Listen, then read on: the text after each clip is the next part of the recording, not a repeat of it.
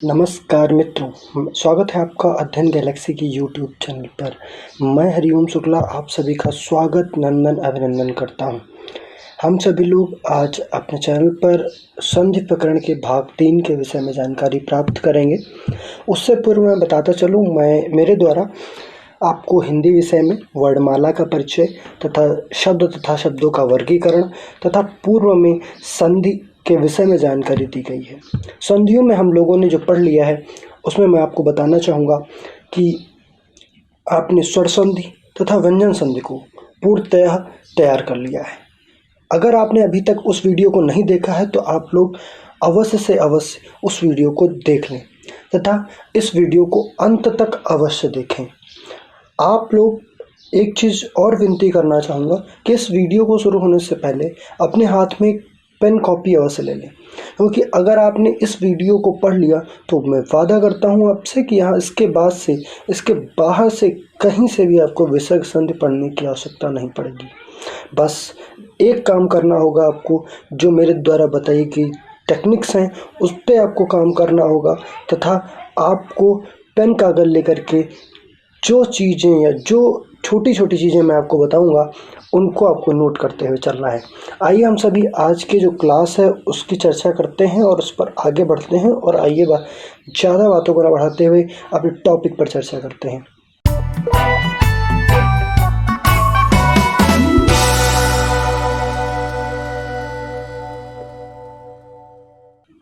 जैसा कि हम लोग को पता है, आज हम लोग विसर्ग संधि पढ़ने वाले हैं और उसके विषय में सबसे पहले जानना बहुत ज़रूरी है। तो जानते हैं कि क्या होती है आखिर विसर्ग संधि। तो विसर्ग संधि के विषय में परिभाषा दी गई है कि विसर्ग के साथ स्वर या व्यंजन को मिलाने पर जो विकार उत्पन्न होता है उसे विसर्ग संधि कहते हैं। जैसा कि आपको पता है, हमने आपको व्यंजन संधि के वीडियो में पहले से बता रखा है कि आदि और अंत दो चीज़ें होती हैं आपके साथ में। वहाँ से आपको क्या होता है कि आपको दोनों चीज़ें क्लियर रहती हैं कि आपको कैसे करना है। अब उसके विषय में चर्चा करेंगे कि हमारा आदि शब्द और अंत शब्द क्या होगा और वहाँ से हम कैसे पहचानेंगे। अब जो प्रथम शब्द होता है जहाँ पर विसर्ग लिखा हुआ है, ये हमारे आदि शब्द होते हैं और इनके अंत में प्रयोग होने वाले हमारे आदि वर्ण होते हैं। अब इसका हमें अंत वर्ण लेना है और जो हमारा अंत जिसको कहते हैं अंतिम जो शब्द होता है उसका हमें आदि वर्ण। अब अंत और आदि, अंत में होता है बाद और आदि वर्ण में होता है जिसका हम प्रारंभ करते हैं। तो हमने परिभाषा में क्या सीखा कि विसर्ग के साथ स्वर या व्यंजन को मिलाने पर जो विकार उत्पन्न होता है उसे विसर्ग संधि कहते हैं। अब देखिए, विसर्ग के पश्चात व्यंजन आए या स्वर आए तो ये व्यंजन संधि में, क्षमा चाहेंगे, विसर्ग संधि में, यहाँ पे गलत टाइप हो गया है, विसर्ग संधि में जो है आपका परिवर्तन हो जाता है। आइए हम बात करते हैं आगे। यहाँ पर देखते हैं कि आगे जब देखते हैं तो बढ़ते हैं तो एक छोटी सी परिभाषा और यह नोट के रूप में आप लिख सकते हैं कि वह ध्वनि विकार, वह ध्वनि में परिवर्तन जो परस्पर दो वर्णों, अब दो वर्णों कौन कौन से हुए वर्ण होंगे, या तो विसर्ग के साथ स्वर आए या विसर्ग के साथ व्यंजन आए, इनके मेल से उत्पन्न होता है तो वे क्या कहलाते हैं, विसर्ग संधि कहलाते हैं। अब हमें पता है कि जब हम स्वर संधि पढ़ रहे थे तो वहाँ पर हमने पढ़ा था कि वहाँ पर हम भेद के अनुसार हमने संधि को जानने की कोशिश की थी। हमने जब व्यंजन संधि पढ़ा तो व्यंजन संधि में मैंने आपको बताया था कि हम जब व्यंजन संधि पढ़ते हैं तो व्यंजन संधि में आपको क्या करना होता है कि आप व्यंजन संधि को नियमानुसार पढ़ते हैं। इसी प्रकार से हम विसर्ग संधियों को भी नियमानुसार पढ़ेंगे तथा समझने का बेहतर प्रयास करेंगे। आइए नियम नंबर 1 की बात करते हैं। नियम नंबर 1 कहता है कि यदि पदांत का मतलब होता है पद धन अंत, पद के अंत में अ के पश्चात, देखिए ह्रस्व आ के पश्चात विसर्ग हो तथा विसर्ग के पश्चात कोई सघोष व्यंजन हो। आपने अगर ये सघोष व्यंजन से थोड़ा सा भयभीत हो रहे हैं तो थोड़ा सा आगे देखेंगे कि वर्ग का तीसरा, चौथा और पांचवा वर्ण। व्यंजन के लिए एक अलग वीडियो बनाई गई है। अगर आप यहाँ से नहीं समझ पा रहे हैं तो आप पूर्णतः पीछे पूरी प्लेलिस्ट को एक बार ध्यान से देखिए, आपका पूरा सिलेबस एक तरफ से कंप्लीट होता हुआ चला आएगा। तथा वीडियो को लाइक, शेयर, सब्सक्राइब अवश्य करें। अब चलते बात करते हैं अपनी नियम के विषय में। यदि पद के अंत में ह्रस्व स्वर के पश्चात विसर्ग आए तथा विसर्ग के पश्चात कोई सघोष व्यंजन आए। सघोष व्यंजन में कौन कौन से आते हैं? जो वर्ग का तीसरा, चौथा और पांचवा वर्ण होता है वो है या तो हमारा अंतःस्थ है, या, रा, ला और वा, और उसके बाद यदि कोई हा है तो इनमें से कोई एक वर्ण आए तो विसर्ग का ओ हो जाता है। अब देखिए सबसे बड़ी बात है कि यहाँ पर जो भी परिवर्तन होगा वो विसर्ग के स्थान पर होगा, ये चीज बहुत ध्यान दे लीजिएगा। और जो भी परिवर्तन होगा वो पूर्णतः विसर्ग पर ही आधारित होगा। सबसे बड़ी खासियत यही होती है विसर्ग संधि की। आप जहां से कंफ्यूज होते हैं वहां से भी मैं आपको बताऊंगा कि कहां से आपका कंफ्यूजन स्टार्ट होता है। देखिए इसे लिखा हुआ है मनः धन हर। अब मनः धन हर में हमने बात की थी, जब हमने ट्रिक के विषय में बात की थी तो ट्रिक में हमें पता चला था कि आ मतलब कि जो ह्रस्व है, अब ह्रस्व के आ के जो पश्चात विसर्ग के आप साइन देख रहे हैं, विसर्ग का चिन्ह देख रहे हैं, उसके पश्चात क्या बनता है कि आह आता है।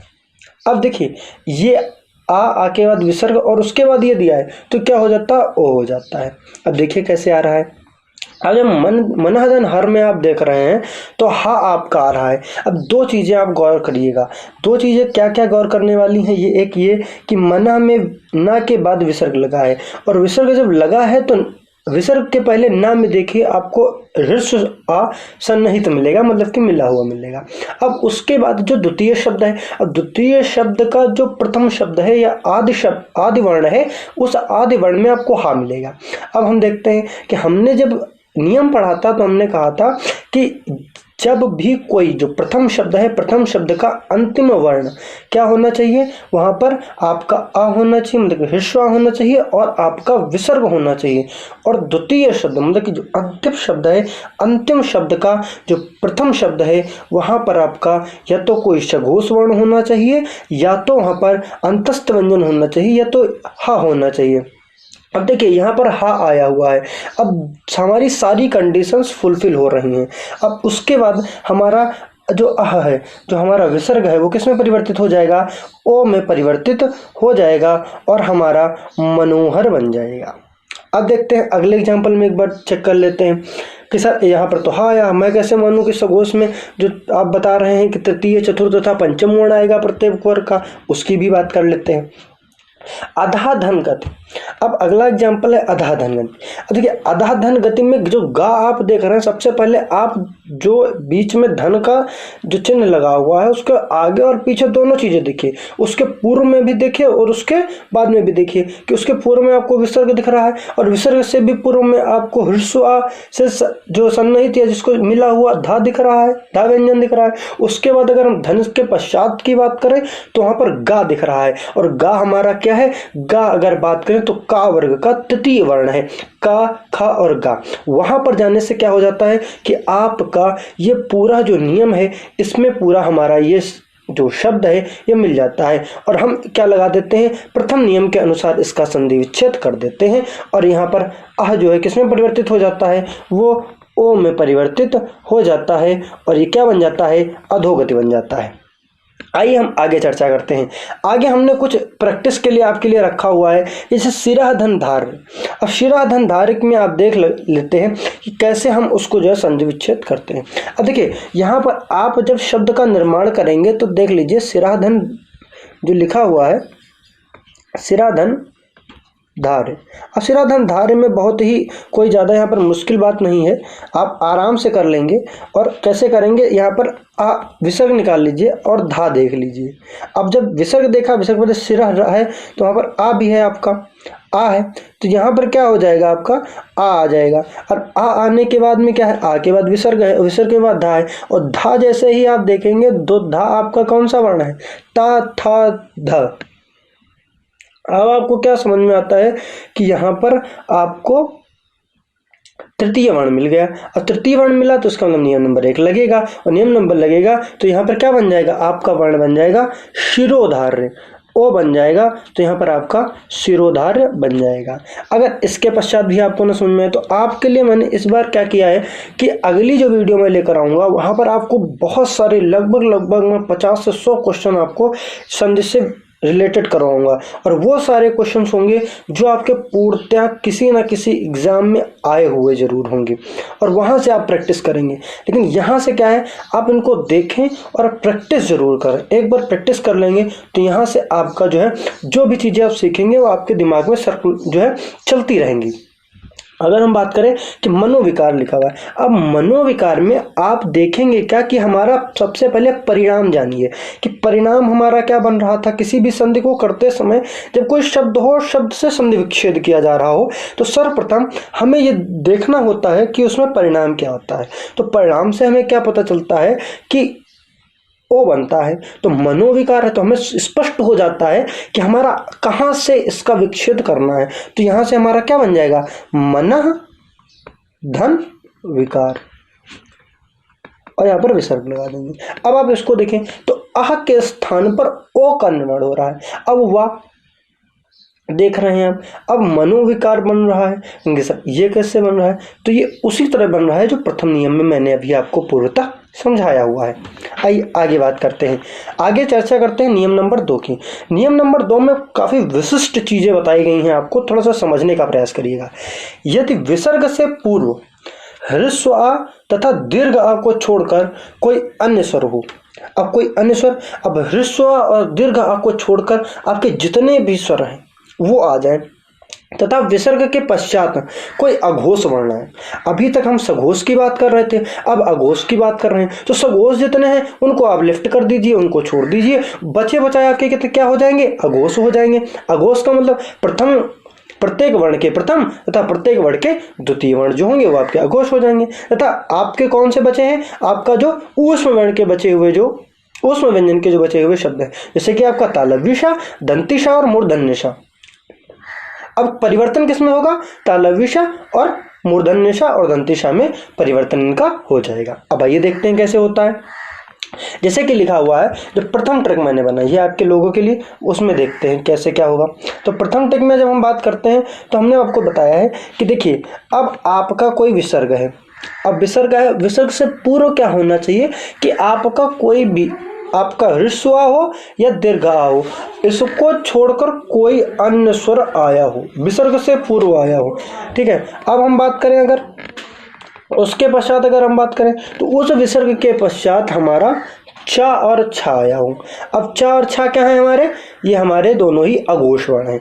अब परिवर्तित किस में हो रहा है, शा, मतलब कि तालव्य शा में परिवर्तन हो रहा है। इसी प्रकार से अगर हम बात करें तो आपका विसर्ग के पूर्व ह्रस्व या दीर्घ आ आए के अलावा कोई भिन्न वर्ण, भिन्न जो स्वर आए, उसके बाद आपका जो द्वितीय शब्द हो उसका जो आदि वर्ण हो वहाँ पर का मिले आपको, या खा मिले, या टा मिले, या ठा मिले, या पा मिले, या फा मिले, यहाँ पर मिले कोई, तो आपका कौन सा वर्ण आ जाता है, मूर्धन्य शा आपका निर्माण हो जाता है। अगर नेक्स्ट हम बात करते हैं तो नेक्स्ट की तीसरा ट्रिक है आपके लिए। अगर फिर वही नियम आपका लगेगा कि अगर आपका ह्रस्व तथा दीर्घ आ को छोड़कर कोई भी अन्य आपका जो है स्वर आए और तथा उसके बाद विसर्ग आए और उसके बाद आपका द्वितीय शब्द के आदि वर्ण में या ता आए या था आए, तो आपका दंती शा में परिवर्तन हो जाता है। कैसे होता है आइए हम देखते हैं। कैसे देखते हैं कि जैसे लिखा हुआ निह धन चिंत। अब निह धन चिंत में हमने देखा था कि निह में नी हटा लेते हैं। अब नी में आप देख रहे हैं कि हमने बात की थी कि ह्रस्व और दीर्घा को छोड़कर कोई स्वर आए, तो ना में कौन सी मात्रा लगी हुई है, आपकी ह्रस्व की मात्रा लगी हुई है। तो मतलब कि फर्स्ट कंडीशन थी वो हम अप्लाई कर रहे हैं। सेकंड कंडीशन क्या होती है, जो द्वितीय शब्द होता है उसका जो आदि वर्ण होता है वो फुलफिल कर रहा हो, तो फुलफिल कर रहा है वो कैसे कर रहा है कि यहाँ पर चावर्ण लगा हुआ है। क्या लगा हुआ है, चावर्ण लगा हुआ है। अब परिवर्तन क्या होगा, परिवर्तन होगा आपका विसर्ग में। विसर्ग में आपका चा हो या छा हो तो वहां पर आपका किस वर्ण में, आपके तालव्य शा में आपका परिवर्तन हो जाता है। तो यहां पर शब्द क्या बन जाएगा, निश्चिंत शब्द का निर्माण हो जाएगा। आगे हम बात करते हैं निधन तारण। अब निधन तारण की जब हम बात करते हैं तो निधन तारण में आप फिर से उन कंडीशंस को फुलफिल करिए कि जैसे हम देखते हैं कोई शब्द है, कोई जो प्रथम शब्द है जैसे निह लिखा हुआ है, तो निह में हमारा जो न है, न में आपका ह्रस्व और दीर्घ को छोड़कर कोई स्वर होना चाहिए। तो यहाँ पर आप देख रहे हैं कि ह्रस्व ही लगी हुई है। उसके बाद आपका जो द्वितीय शब्द है उसका जो आदि वर्ण है, उसका जो आदि वर्ण है वो क्या है, ता है। और आप देखिए, आपने जो नियम है, नियम में क्या पढ़ा था, अगर ता आए या था है तो वहाँ पर कौन सा सा हो जाता है, दंती सा हो जाता है। तो यहाँ पर आपका ये क्या शब्द बन जाएगा, निस्तारण बन जाएगा। आइए तृतीय बात करते हैं। अब तृतीय में क्या है कि हमारा जो उदाहरण है वो लिखा हुआ है चतुर्धन पद। अब चतुर्धन पद में हम देख रहे हैं कि जो प्रथम शब्द है, प्रथम शब्द का जो अंतिम वर्ण है वो क्या है, जो उसमें कौन सी मात्रा लगी हुई है, ओ की मात्रा लगी हुई है। अब आप देख रहे हैं विसर्ग लगा हुआ है। उसके बाद जो सेकंड कंडीशन क्या फिल हो रही है, वहां पर आपका पा लगा हुआ है, मतलब कि पा है। तो अभी आपने जब ऊपर नियम पढ़ा था तो नियम में आपको क्या पता चला था कि जहां पर का हो, खा हो, टा हो, ठा हो, पा हो और फा हो, वहां पर आपका मूर्धन्य श में परिवर्तन हो जाता है। तो यहाँ पर चतुष्पद आपका बन जाता है। सेम इसी प्रकार से निहदन काम को आप जब देखेंगे तो ना में आपकी ह्रस्व लगी हुई है और आपका जो विसर्ग है, विसर्ग का आप में किस में परिवर्तन हो जाएगा, मूर्धन्य श में परिवर्तन हो जाएगा। इसी प्रकार आप प्रैक्टिस करेंगे, बहिधन कार में बहिष्कार हो जाएगा। और कैसे हो जाएगा, आप इसको स्वयं से विचार करिए और देखिए कि जो भी मैंने पूर्णतः बताया है आपको, वही सारी चीजें इसमें फुलफिल हो रही होंगी। क्या क्या फुलफिल हो रहे होंगे, जो प्रथम शब्द है, प्रथम शब्द का जो अंतिम वर्ण है, अंतिम वर्ण आपका क्या होगा, कोई ह्रस्व या दीर्घ को छोड़कर कोई अन्य आपका जो ह्रस्व या दीर्घ स्वर होगा, या और आपका जो अंतिम शब्द है, अंतिम शब्द का जो आदि वर्ण है वहां पर या तो आपका कोई अघोष वर्ण होगा, या आपका जो है जितने भी आपके यहाँ पर देखें ये सारे शब्द होंगे, जैसे चा, अच्छा, ये सारे अघोष वर्ण हैं, ये होंगे, वहां पर आपका यह नियम प्रतिपादित होगा। आइए हम नियम नंबर 3 की बात करते हैं। नियम नंबर 3 अगर हम देखें तो यहाँ पर कहता है यदि पद के अंत में विसर्ग के पश्चात कौन सा, तालव्य श, मूर्धन्य श या दंती सा में से कोई वर्ण आए तो विसर्ग के स्थान पर वही वर्ण आ जाएगा। मतलब कि ज्यों का त्यों वो वर्ण आ जाएगा, लेकिन ये नहीं कहता है कि वो हट जाएगा। यहाँ पर सबसे बड़ा जो आपको डाउट होता है वो यही होता है। अब होगा क्या, देखिए, मान लीजिए कोई ऐसा शब्द है, कोई भी शब्द है, वहां पर यहाँ पर कोई ये कंडीशन नहीं है कि आपको ह्रस्व आए या कोई भी स्वर आए, यहाँ पर ऐसा कोई भी कंडीशन नहीं है। यहाँ पर आपको सिर्फ 2 चीजें ध्यान रखनी है। अगर कोई वर्ण आ रहा है वहां पर विसर्ग है, और विसर्ग के पश्चात अगर कोई ऐसा वर्ण आता है, कौन सा, द्वितीय शब्द का आदि वर्ण, उसमें कौन सा हो, या तो मूर्धन्य श हो, या दंती श हो, या तालव्य श हो, तीनों में से जो भी होगा उसी के स्थान पर वही स्वयं जो का त्यों आ जाएगा। लेकिन परिवर्तन किस में होगा, परिवर्तन होगा आपका विसर्ग में होगा। आइए हम उदाहरण के माध्यम से समझते हैं। कैसे देखते हैं, इसे लिखा हुआ दूध धन साहस। अब दूध धन साहस की हम जब बात करते हैं तो दूध देखते हैं, उसके बाद विसर्ग देखते हैं, और विसर्ग के बाद तुरंत हमारी निगाह जाती है साहस पर। साहस में आपका दंती सा है। अब दंती सा में, अब देखिए दंती सा में कौन सा सा आ जाएगा, दंती सा आएगा, तो विसर्ग के स्थान पर दंती सा आ जाता है और यहाँ पर हमारा शब्द क्या बन जाता है, दुस्साहस बन जाता है। इसी प्रकार से निहदन शंख। अब निहदन शंख में जब हम देखेंगे तो हमने नियम पढ़ रखा है और हमने ट्रिक भी जान रखी है। तो जैसे ही हम देखेंगे, देखने के तुरंत बाद हमको लगेगा कि हाँ शाह है, कौन सा था है, तालव्य शाह है, और सेम एज इट इज तालव्य शाह आ जाएगा, यहाँ पर निशंक बन जाएगा। और यहाँ पर इस सा से कोई भी मतलब आपका नहीं है, परिवर्तन होगा विसर्ग में, और विसर्ग के स्थान पर हलंत युक्त शा का प्रयोग होगा। यहाँ पर भी हलंत युक्त दंती शा का प्रयोग होगा। आगे देखते हैं, लिखा है रामधन षष्ठी। रामधन जब षष्ठी की बात करते हैं तो आप जब देखते हैं कि मूर्धन्य शा का प्रयोग किया गया है। अब मूर्धन्य शा का जब प्रयोग किया गया है तो हम जो नियम हम पढ़ चुके हैं, तो वहां पर हमारा मूर्धन्य शा का ही प्रयोग किया जाएगा। तो वहां पर हमारा बन जाएगा रामश षष्ठी। क्या बन जाएगा, रामश षष्ठी बन जाएगा। यहाँ पर शा हो जाएगा राम षष्ठी। ये आपका बन जाएगा राम षष्ठी। आगे बात करते हैं, नियम नंबर 4 की बात करते हैं। यदि विसर्ग के पूर्व ह्रस्व आ या दीर्घ आ को छोड़कर कोई दूसरा स्वर हो और बाद में दीर्घ आ, ह्रस्व उ, दीर्घ उ या कोई सघोष वर्ण, सघोष वर्ण तो पूर्णतः आप पढ़ चुके हैं कि तीसरा वर्ण, चौथा वर्ण, पांचवा वर्ण, या आपका या, रा, ला, वा और हा में से कोई एक वर्ण आए तो विसर्ग का रा हो जाता है। आइए ट्रिक के माध्यम से जान लेते हैं। विसर्ग है, अब विसर्ग में क्या है कि विसर्ग के पश्चात अगर आपकी ये 3 स्वर आ रहे हैं, कौन से, या तो आपका दीर्घ आ आए या ह्रस्व उ आए या दीर्घ उ आए, उसके पश्चात अगर आपका कोई सघोष वर्ण आता है, मतलब कि प्रत्येक वर्ण का तृतीय, चतुर्थ तथा पंचम वर्ण, उसके बाद अगर कोई अंतस्थ वर्ण आए तो क्या कहलाता है, हमारा रा में परिवर्तित हो जाता है। अब देखिए कैसे, ऐसे लिखा हुआ है नियधन दोष। अब नियधन दोष की बात करें तो यहाँ पर जो विसर्ग है किसमें परिवर्तित होगा, रा में परिवर्तित होगा, तुमने पढ़ा है, लेकिन कैसे पढ़ा। अब हम अगर हमको ये एग्जाम में अप्लाई करना है तो हमें तो वहाँ पर नियम तो लिखे नहीं मिलेंगे, ना हमें कोई ट्रिक मिलेगी, हमें तो वहाँ देखना होगा कि हमारी कौन सी कंडीशन फुलफिल हो रही है। तो वहाँ पर हम क्या देखेंगे कि हमारा जो विसर्ग है, अब विसर्ग के पश्चात अगर कोई अघोष आ रहा हो तो क्या कर देते हैं, उसका रा में परिवर्तन कर देते हैं। तो देखिए अब परिवर्तन किसका करते हैं, जो विसर्ग होता है उसका परिवर्तन हम कर देते हैं। तो यहाँ पर हमारा नियधन दोष किसमें परिवर्तित हो जाएगा, निर्दोष में परिवर्तित हो जाएगा। इसी प्रकार से अगर देखें नियधन आशा, नियधन आशा की अगर हम बात करते हैं तो यहाँ पर देखते हैं कि विसर्ग है, विसर्ग के बाद दीर्घ आ का प्रयोग किया गया है, वहाँ पर हमारा परिवर्तन हो जाएगा रा में, और ये हमारा क्या बन जाएगा, निराशा बन जाएगा। आगे अगर बात करते हैं कि दुहधन बल, तो दुहधन बल की जब बात करते हैं तो वहाँ पर आपको बा मिल जाता है, और बा के साथ में आपको पता चल जाता है कि आपको नियम तुरंत याद होना चाहिए कि यहाँ पर क्या आता है। तो यहाँ पर जैसे हम विसर्ग देखेंगे, अब विसर्ग के बाद अगर हम देखें तो यहाँ पर बा शब्द आता है। अब बा शब्द क्या कहलाता है, अब बा शब्द आप देखते हैं कि हमने सघोष वर्ण की बात की थी। अब जब सघोष वर्ण की बात की थी तो तीसरा, चौथा और पांचवा, तो तीसरा, चौथा और पांचवा शब्द कैसे आ जाएगा, देखिए जैसे पा, फा, बा, ये तीसरा वर्ण है हमारा, तो दुह धन बल दुर्बल बन जाता है हमारा। इसी प्रकार के ता, था, दा, ध, ये चतुर्थ वर्ण बन जाता है, तो यहाँ पर नियधन धारण निर्धारण बन जाता है।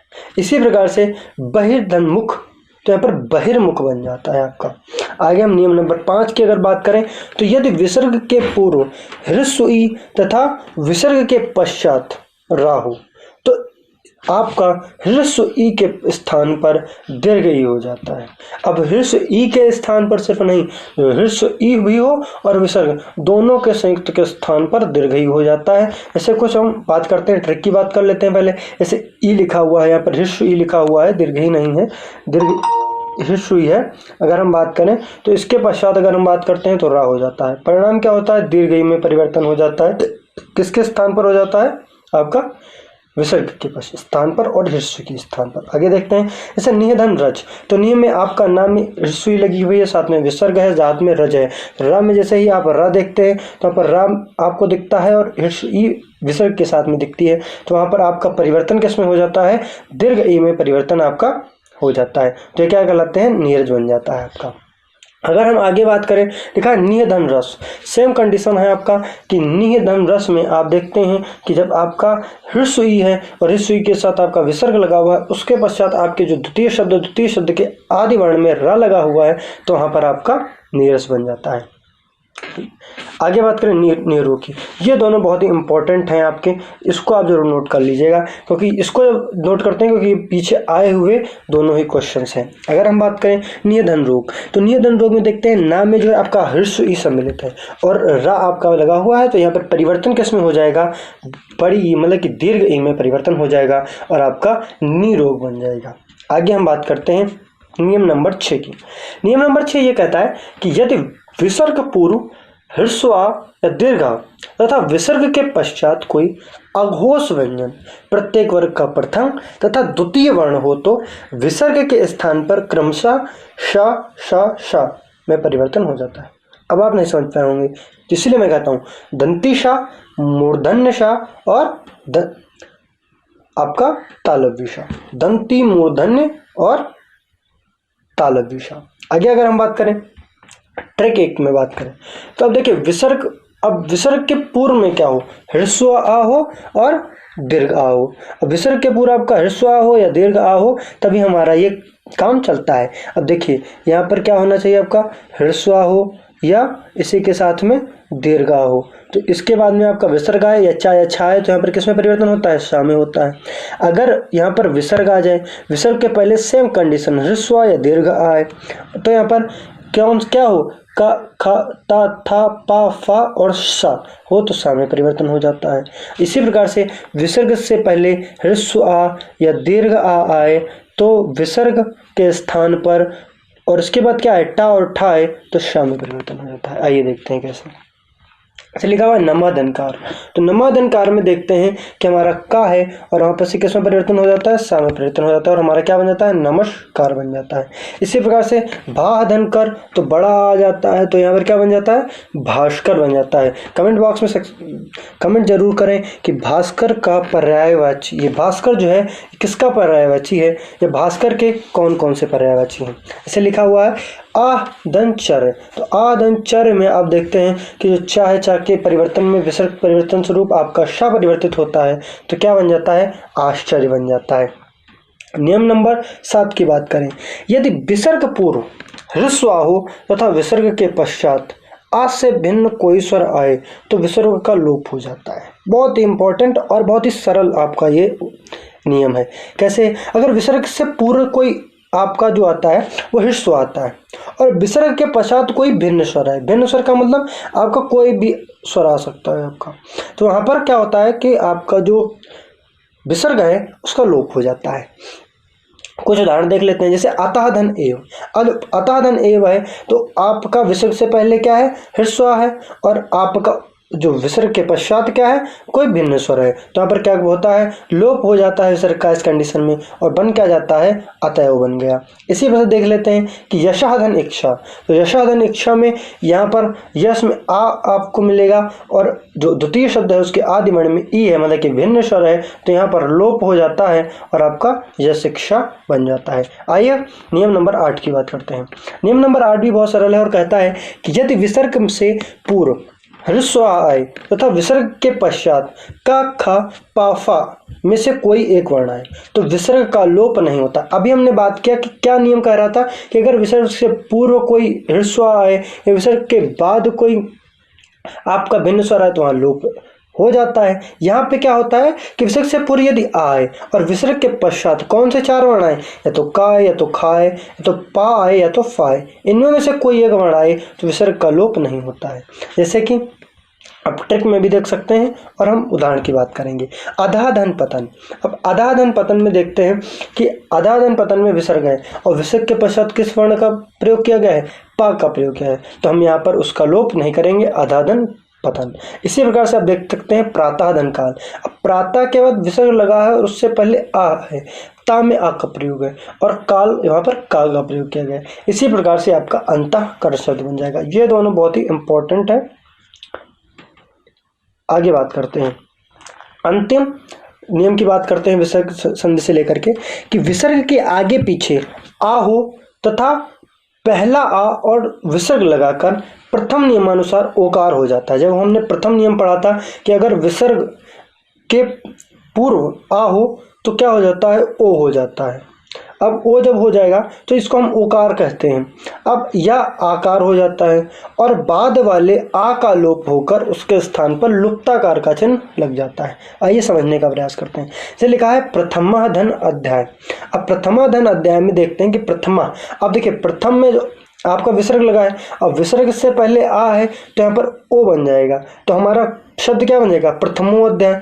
अब प्रथमो अध्याय, अब इसके स्थान पर लुप्ताकार का प्रयोग करेंगे और यहाँ पर हमारा क्या संधि बन जाती है, प्रथमो अध्याय बन जाता है। इसी प्रकार से हमारा पंचमो अध्याय, षष्ठो अध्याय, इस प्रकार से हमारे शब्द बनते हैं। अब जैसे देखते हैं नमः धनोस्तु, तो यहाँ पर आपका नमोस्तु बन जाता है और तथो बन जाता है आपका, तथापि बन जाता है आपका। इसी प्रकार से आपका यशोभिलाषा बन जाता है। जैसे मैंने आपको बताया था कि 2 चीज़ें बनती हैं, जैसे तथापि आप कहेंगे तो यहाँ मैंने बताया था आपका ओकार तथा आकार, दो में परिवर्तन आपका होगा। आकार का परिवर्तन अगर आप देखते हैं तो यहाँ पर आपको के लिए एक शब्द दिया गया है कि तथाप, ये आपका बन जाएगा, इसका आपका परिवर्तन हो जाएगा।